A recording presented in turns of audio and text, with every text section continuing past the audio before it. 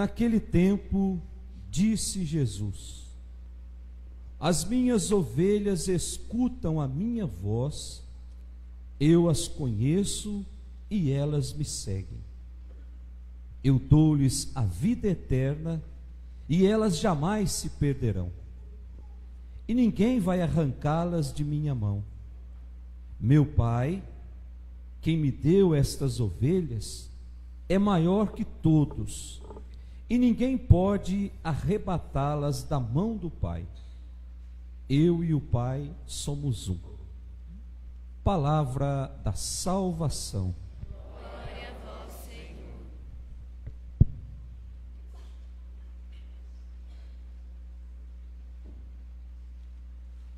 Podemos sentar.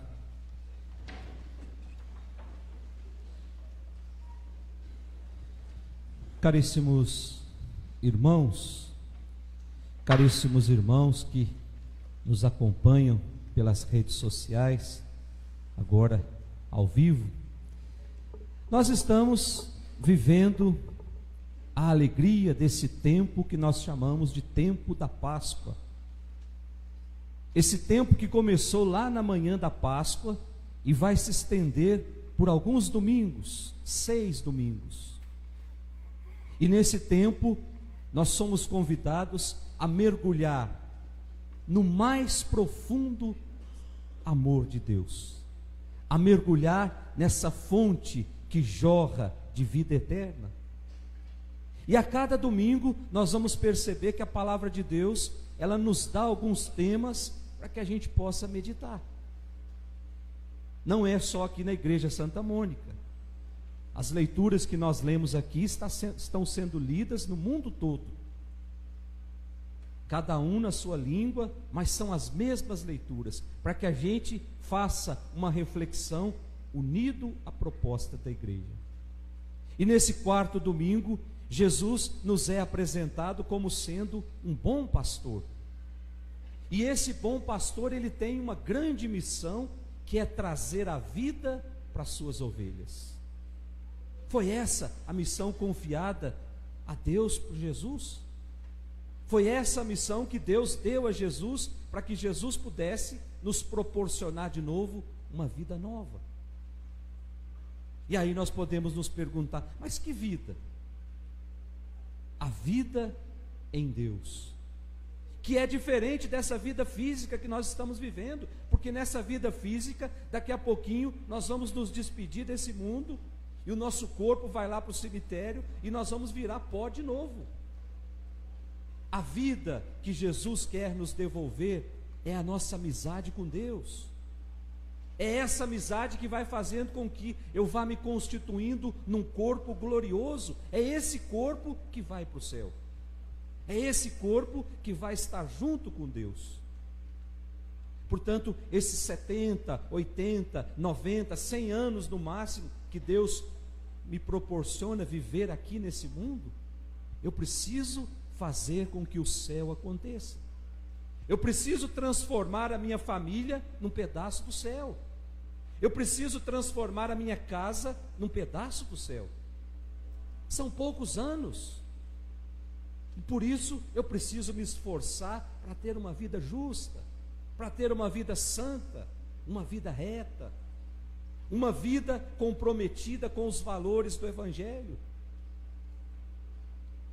Primeira leitura que nós acabamos de ouvir, livro dos Atos dos Apóstolos, que é o capítulo 13 dos Atos dos Apóstolos. Nós começamos a ler os Atos dos Apóstolos na Páscoa.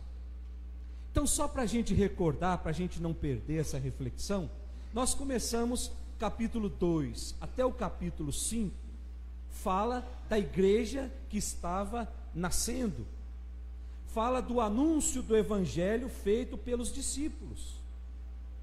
Discípulos esses que foram presos, que foram chicoteados, que foram proibidos de falar em público. Mesmo assim, eles insistiram e fizeram aquilo que nós chamamos de querigma, do anúncio. Depois o capítulo 7 fala da morte de Estevão. primeiro mártir da igreja, que foi apedrejado. Que foi apedrejado por quê? Porque falava e testemunhava a sua experiência com Jesus Cristo. E dizia o relato do capítulo 7, que ele foi apedrejado na presença de um jovem que tomava conta do manto daqueles que iam atirar as pedras, e esse jovem concordava com tudo. E esse jovem se chamava Saulo.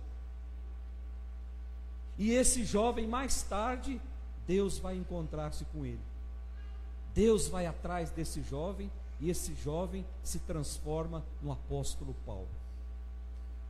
Ou seja, presenciou uma injustiça, apoiou a injustiça e foi alcançado por Deus. Para dizer que o caminho de santidade, ele não é só para pessoas que já nascem santas. É para cada um de nós, com os nossos problemas, com os nossos pecados, com as nossas limitações. Nós também somos convidados a fazer a diferença nesse mundo. Depois, a partir do capítulo 13, que é esse que nós estamos lendo agora, o livro dos Atos dos Apóstolos nos apresenta o caminho da igreja agora dentro do mundo grego. E o autor principal, ou o ator principal, é o apóstolo Paulo, conduzido e animado pelo Espírito do ressuscitado. Essa primeira leitura que nós acabamos de ler, ela tem como ela se situa lá na Ásia Menor, onde hoje é a Turquia. E de repente São Paulo começa a falar da sua experiência com Jesus, e aparece um grupo de judeus que começa a hostilizar Paulo, começa a debochar do que Paulo está falando. Anunciar Jesus Cristo no mundo grego, gente.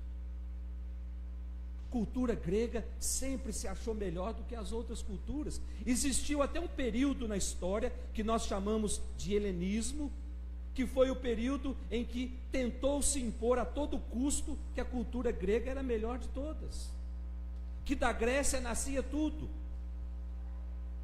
Imagina falar de Jesus Cristo num mundo onde está totalmente dominado pela intelectualidade. Não precisa ir muito longe. Vai falar de Jesus Cristo dentro de uma universidade. Certamente aquele que for falar vai ser hostilizado. E aconteceu isso com Paulo, mas foi hostilizado por um grupo de judeus. E aí Paulo não perde a oportunidade e ele diz o seguinte: escuta aqui, gente. Primeiro foi anunciado para vocês. Não é o que está lá. Vamos acompanhar lá no versículo 45 da nossa primeira leitura. Ao ver aquela multidão, os judeus ficaram cheios de inveja e com blasfêmia opunham-se ao que Paulo dizia. Então Paulo, com muita coragem, Paulo e Barnabé declararam: era preciso anunciar a palavra de Deus primeiro para vocês, mas como vocês rejeitaram e vos considerais indignos da vida eterna, sabeis que vamos dirigir aos pagãos. Paulo está dizendo assim: eu fui enviado para falar primeiro para vocês, mas vocês ficaram com mimimi e agora não tem como, vocês recusaram, e eu não vou ficar com a boca fechada, eu vou anunciar para os outros, então eu vou anunciar para os pagãos. Vocês acham que vocês são os donos de Deus, os donos da verdade, instalados nos seus orgulhos, na sua arrogância, não estão dispostos a embarcar nesta aventura que é seguir Jesus Cristo. Agora os pagãos não. A palavra pagão, gente, vem do latim paganos, que quer dizer, a tradução é camponês rústico, aquela pessoa que mora na roça, que cultuava muitos deuses, muitas vezes ligados à agricultura. Então eram tidos como aqueles que estavam à margem da salvação, quem cultua outro Deus. E de repente São Paulo vai anunciar para eles, porque aqueles, os primeiros destinatários da mensagem do Evangelho, recusaram. Então São Paulo diz: eu vou anunciar para eles, Esses foram desafiados pelo Evangelho e descobriram uma vida superior à vida deles. Descobriram uma verdadeira vida. Descobriram a alegria. Descobriram a felicidade. Com isso, São Paulo está querendo nos dizer que a proposta de Jesus, ela é dirigida a todos, sem exceção. Não é só para um grupinho fechado, não. Então fica muito claro, gente, o que é decisivo não é ter nascido nesse ou naquele grupo, não é pertencer a essa ou aquela classe social, não é ter essa ou aquela outra cor de pele. O que é decisivo é a nossa capacidade de nos deixar tocar pela proposta de Jesus. Diante de Deus nós somos todos iguais, sem essa de achar que nós somos melhores do que os outros, com direito até de apontar o dedo na cara daquele que muitas vezes não está de acordo com a minha vontade. Quem disse que nós somos superiores aos outros? Quem disse que nós devemos apontar o dedo no erro dos outros? E muitas vezes isso toma conta da nossa vida. Nós gastamos a vida inteira reparando e falando mal dos outros, e esquece de olhar para a nossa vida, igualzinho os judeus. Esquece de olhar que muitas vezes aquelas pessoas que nunca entraram dentro da igreja católica podem ir para o céu primeiro do que eu, porque se deixaram tocar pela proposta do Evangelho, porque resolveram embarcar nessa aventura que é ir juntos para o reino de Deus, que é ir juntos para o céu. A segunda leitura que nós ouvimos, livro do Apocalipse de São João, capítulo 7. A palavra Apocalipse quer dizer revelação.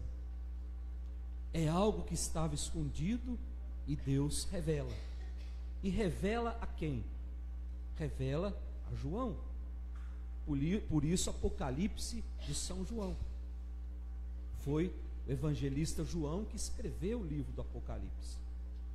E domingo passado tinha até o lugar onde foi revelado, lá no mar Egeu, na ilha de Patmos. Lembra da segunda leitura de domingo passado? E foi revelado diante de uma igreja que estava sendo perseguida. Ano 80 da nossa era, quando a igreja começou a se estruturar, quando a proposta do evangelho começou a ganhar força no meio do povo, aí começaram as perseguições. E muitos, por medo de ser morto, abandonavam a fé. Então, o livro do Apocalipse, ele chega como uma mensagem de esperança, como uma mensagem de fé, como uma mensagem de ânimo. E hoje, no capítulo 7, o livro nos apresenta a meta final do rebanho, que seguiu Jesus Cristo, o bom pastor. E essa meta final é a vida em plenitude, a vida em Deus. Segunda leitura está querendo nos dizer assim: se eu quiser ir para o céu, eu preciso passar por Jesus. Ninguém chega ao céu sem antes passar por Jesus. Não existe atalho para chegar no céu. Existe Jesus, e Ele mesmo faz questão de dizer que Ele é o caminho. E Ele mesmo faz questão de dizer que Ele é a verdade, que Ele é a vida. Ou seja, quer ir para o céu? Passa por Jesus. Permita que a experiência do ressuscitado entre na sua família. Depois a gente olha o evangelho de hoje, que é o evangelho de São João, capítulo 10. Capítulo 10 do evangelho de São João é o capítulo que nós conhecemos como o capítulo do bom pastor. O capítulo 10 inteiro é dedicado à catequese sobre o bom pastor, aquele que conduz o rebanho a pastagens verdejantes, a fonte de água pura. Mas a figura do pastor, essa imagem do pastor, ela não foi inventada por São João. Essa imagem do pastor nós já conhecemos lá do Antigo Testamento, profeta Ezequiel, capítulo 34, em que o profeta Ezequiel, ele identifica aqueles que governam o povo como sendo pastores. O profeta Ezequiel escreveu 700 anos antes de Cristo. E de repente o profeta começa a observar que aqueles que conduzem o povo estavam conduzindo o povo para a morte, não estavam conduzindo para a vida. Então o profeta Ezequiel, ele faz uma leitura daquilo que de fato é ser pastor. E aí ele diz que Deus já se cansou desse modelo.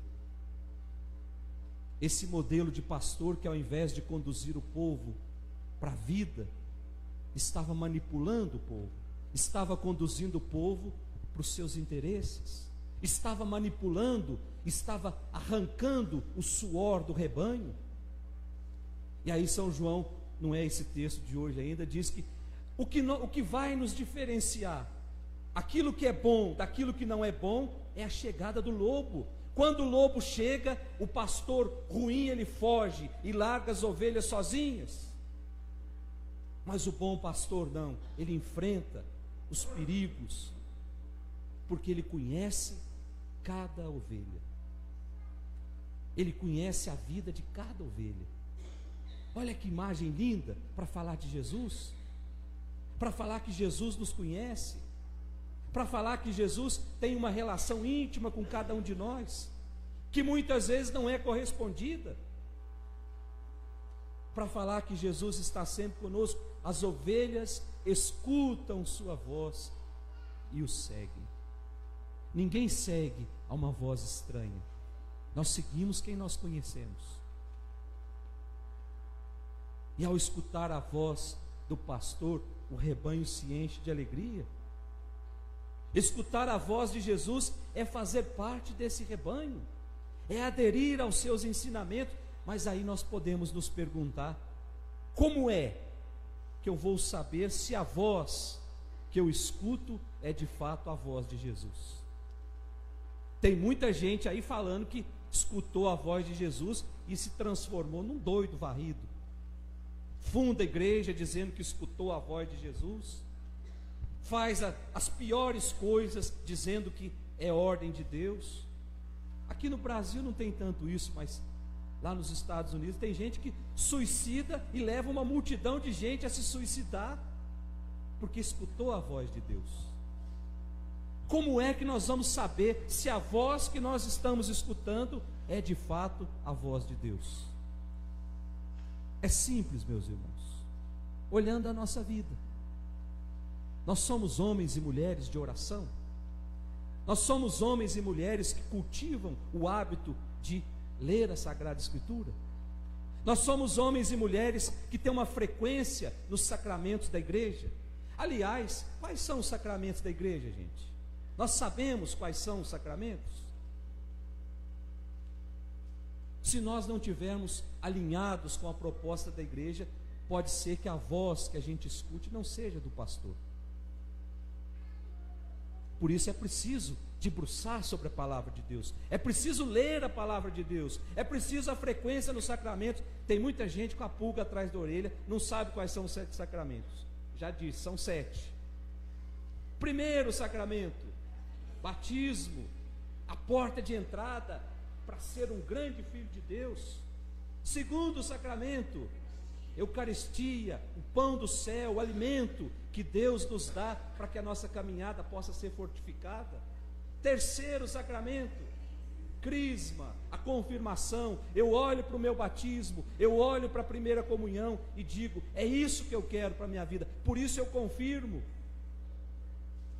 Os 3 primeiros sacramentos nós chamamos de iniciação cristã. Depois nós temos mais 2 que nós chamamos de sacramento de cura. Sacramento de cura, unção dos enfermos. Quando a pessoa está doentinha e chama o padre vai lá, atende a confissão, depois faz a unção dos enfermos. Antigamente se chamava extrema unção. Quando o padre chegava, dava a impressão que ele veio para bater o carimbo, para mandar a pessoa para o céu. Por isso todo mundo tinha medo desse sacramento. Agora é unção dos enfermos, é um sacramento que se dá toda vez que se corre algum perigo. Morando numa cidade violenta como a nossa, nós estamos sempre correndo perigo. Então esse sacramento a cada 6 meses é bom que se procure. Depois, o segundo sacramento de cura, confissão. Eu percebo que a minha vida, ao longo da minha caminhada, eu fui me afastando de Deus, então eu preciso voltar à amizade com Deus, e eu volto à amizade com Deus, confessando os meus pecados para o sacerdote, e recebendo a penitência e a absolvição.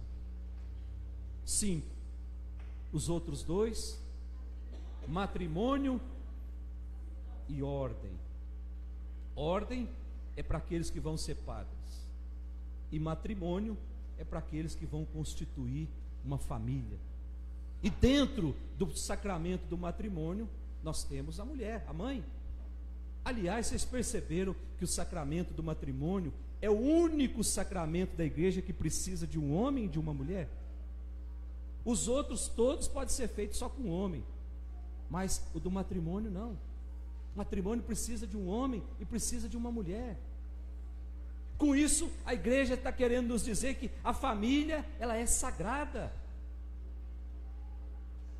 A família, ela é a pedra preciosa do reino de Deus. Ela é a pedra preciosa que Deus cuida com tanto carinho. Vamos pedir nessa Eucaristia que nós estamos celebrando, que a nossa família seja de fato o lugar onde Deus se sinta à vontade. Que Deus possa sentir a vontade lá dentro da minha casa. Que Deus possa sentir a vontade lá na hora do almoço, em família. Que não haja discussões, que não haja divisões, que não haja brigas bobas. Quantas famílias aí estão desestruturadas porque no almoço de Natal ou no almoço de Páscoa alguém disse alguma coisa e eu fiquei extremamente magoado. E aí a família vai se dissolvendo,